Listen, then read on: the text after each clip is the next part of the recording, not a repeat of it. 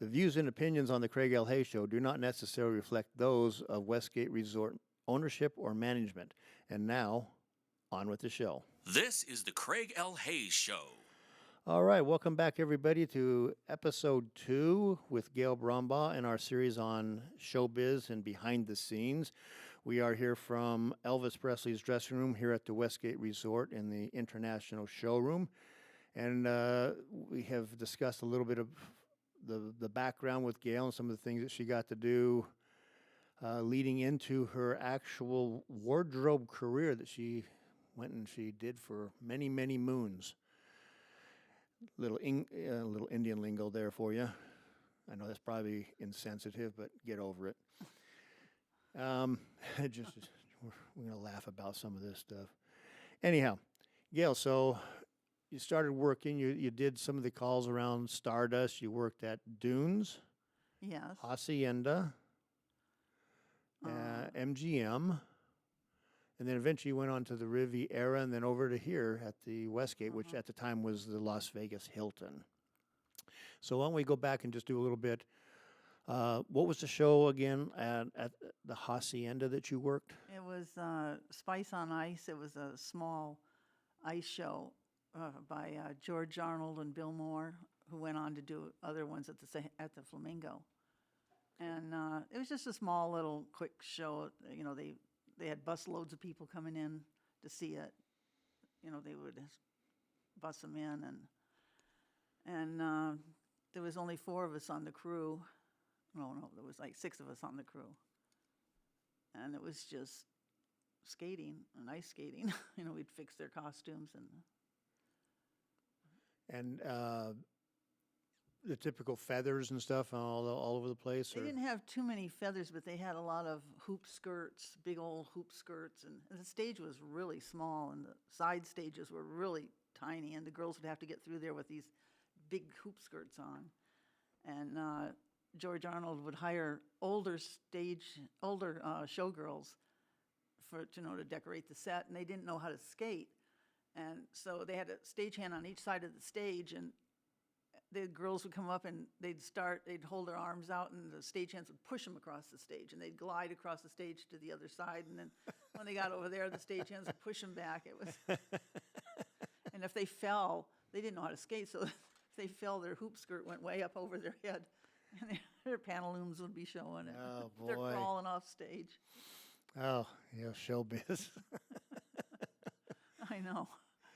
Yeah, I think I told you that I saw that show from the spot booth, and you're supposed to be 21 to go see this show. I was 12 or 13, and I had stopped by there because we were on our way back from a football game or something, and I was with Fred Josephs, and we went and stopped by, and my brother and I were just, waiting for Fred. He had dropped something off there, so we went on the spot booth, and the show was going on. And we looked down at the stage, and we see these girls that are topless down there. We were like, what? Like, dude, these girls aren't wearing any tops. They're showing their thing.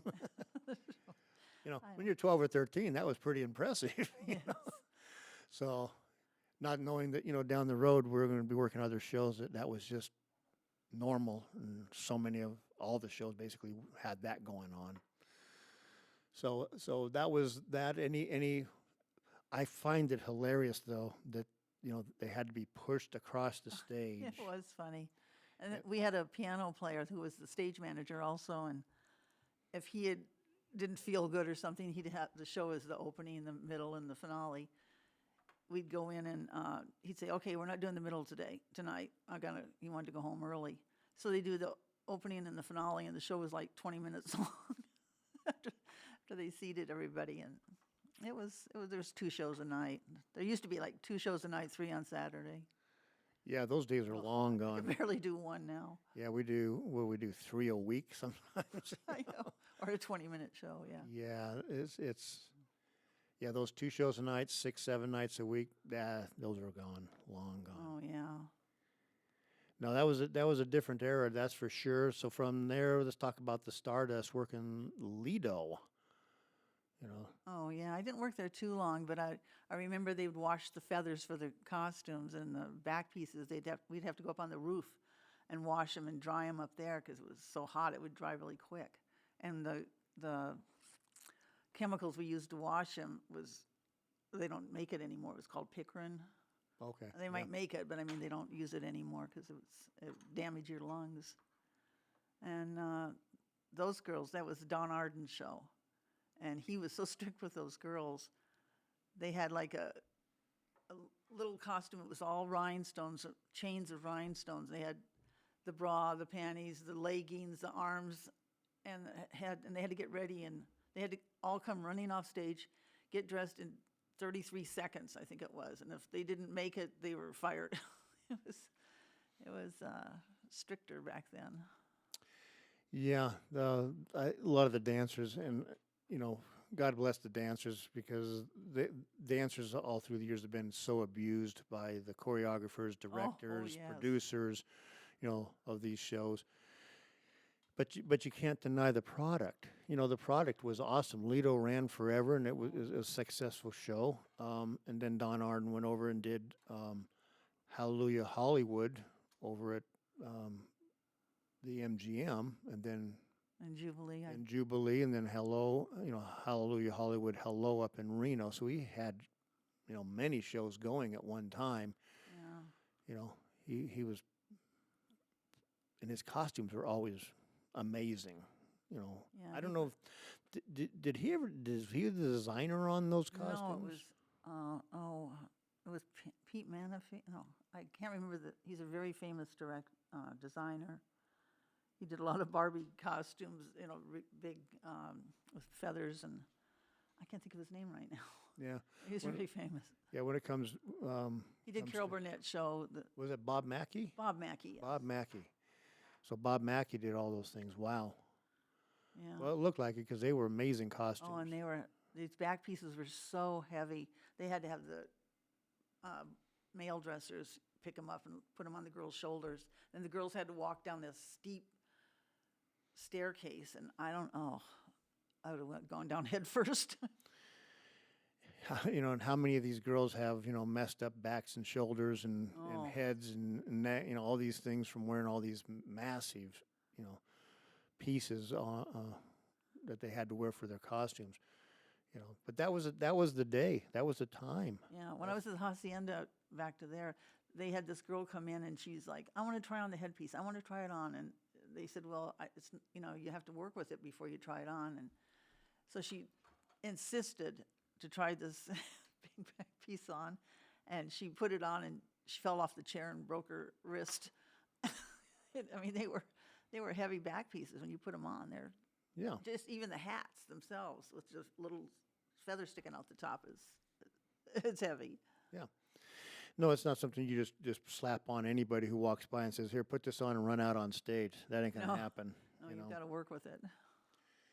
So there's the Stardust, there's the Hacienda, MGM. You said you worked at MGM on. Well, the MGM was the original MGM was Jubilee, and it was when MGM owned it, and it was they would have Elizabeth Taylor would come in because she was an MGM star, and she'd come down to wardrobe and visit, and they had a lot of big stars that had worked for MGM that would come in every once in a while.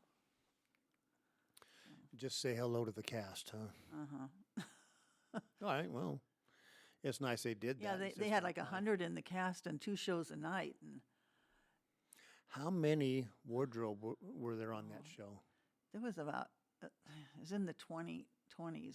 I don't know exactly. There was a lot, and I remember they said we had to fix the tights because they had to wear them again the second show, and they'd get holes in them, and you'd be sitting there and they'd wash them and bring a whole pile of them. They were like over your head, and everybody was sitting there doing tights really quick for the next show. But it was a lot of work there too. Did you like working there? No, not No. really. No. You know, some of those shows are just too big and just too many people. And when you have 20, 30 wardrobe, and you probably had, I don't know how many they had on the crew for Jubilee, probably 30 people on the crew, 40 people on the crew, Yeah, that was a heavy set. because everything was big and heavy and had to move on that stage. But yeah, a lot of big shows. So MGM, Stardust, Hacienda, And then anywhere else? the Riviera.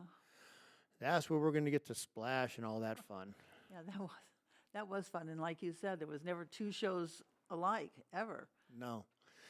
No, when they'd say at the end, come back and see us again because no two shows turn out the same, they were absolutely correct. Something always happened on that show, but it was 7 days a week, 2 shows a night. The cast constantly rotated. You had different cast members every night. You had different specialty acts. Your favorite was Joey Villa.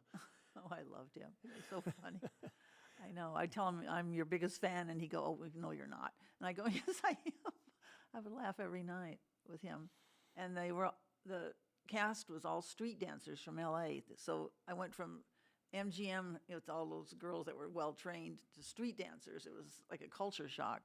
Yeah. And I couldn't wait to get to work to see what was going to happen that night. Something exciting happened every night. It was just with the cast. Yeah. They were a crazy bunch, but they were really good dancers. Oh, they were incredible dancers. That street dancing, doing all the Oh, yes. do the And spinning they had the- things, the break dancing and all that And they the would globe, that globe. I was scared to death of that globe, watching those guys go on motorcycles inside that globe. It was do. Yeah, the nerve-wracking. globe of death. Yeah. I don't know if anybody ever died in their, globe of I think death, they but fell a couple times. yeah, but not- people fell down and got hurt, but I don't know. Maybe somewhere else they did, Yeah.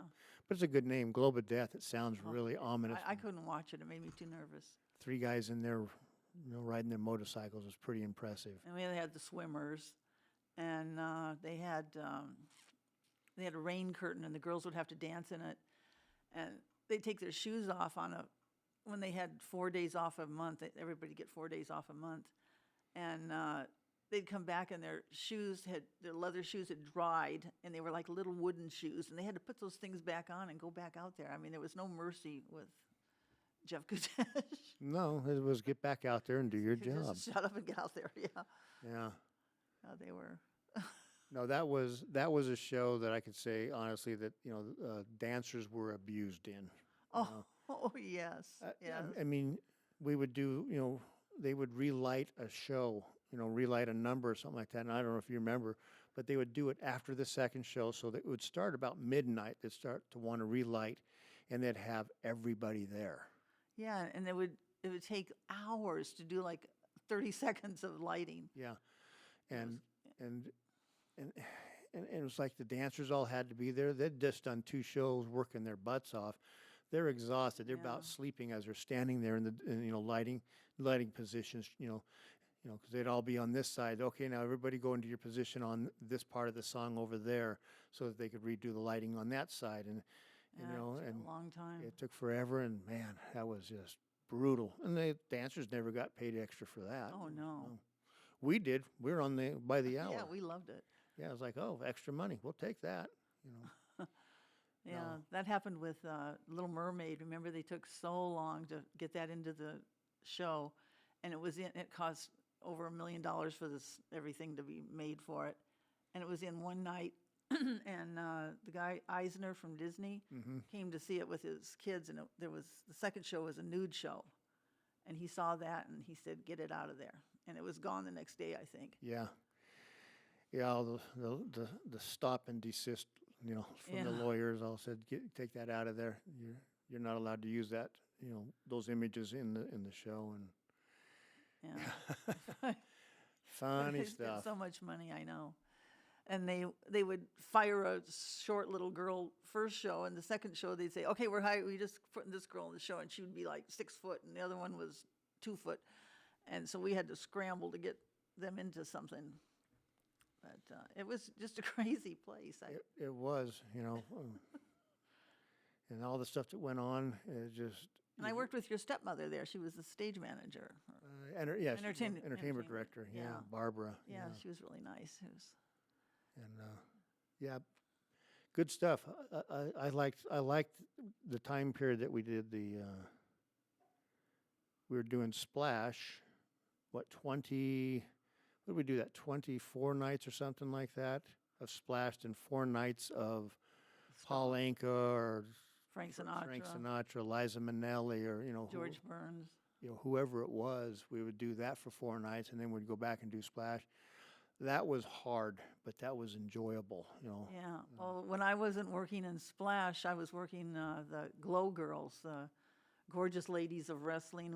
They'd practice for a week, and then they'd do a show, a television show, where the girls got in. I mean, it was something like WWF, where they get in and fight, and they'd throw pieces of their costumes or their props on the floor, and there was an audience sitting in there, and I had to run around and get all the costumes, and we had a stagehand that would run around and get all the props, and we'd take them all in the back and sort them out, and that was fun. It was interesting, but they live taped it. I mean, they taped it,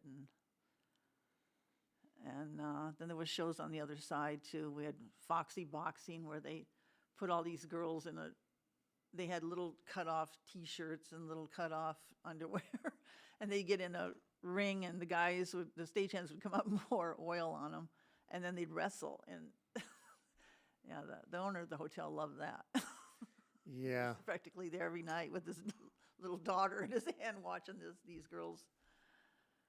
Yeah, that place was Riviera was an awesome place to work. It really was. Just had all the weird shows going on and all the strange things that happened, and it's just lots of opportunity to do different shows, because they had 3 shows in the other end of the hotel. They had Splash at ours, and Crazy Girls over there. Crazy Girls, Improv, Lacage, an evening at Lacage. Yeah, they had a lot of shows going on. All kinds of stuff going on there. Lots of work for our people on there. And, the Riviera, great place to work. Enjoyed it. Yeah, I did too. I liked it. I liked all the people. How many years did you work there? 10. You did 10. Yeah, I did 7, I think. Right around 7 years, roughly. Yeah, and then we came over here to the... Yeah. Then you came over here, about a year before I did. So... the Westgate, yeah. We had... and that's what we're going to talk about on our next episode. But anything else about Splashes you can remember that was pretty fun about working there?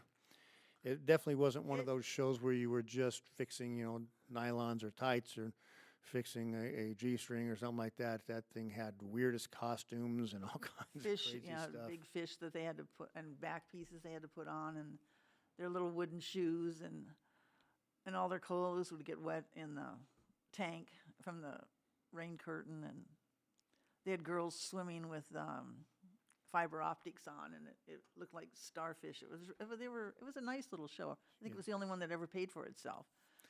Yeah, that show did really well. Yeah, but like I said, it was I couldn't wait to get to work at night. It's like, I gotta go. Yeah. And something always happened, always. And when she said anything could happen, it could be a fight between a couple of the performers. Yes. Because remember, these were street dancers. They were, street kids that were great dancers, but they really didn't have any social norms to it. No, I remember between shows, one of them punched the other one because he called him short. He said, "You're short," and he punched him right in the nose, and he broke his nose, and it was just a crazy, crazy thing. But he was short.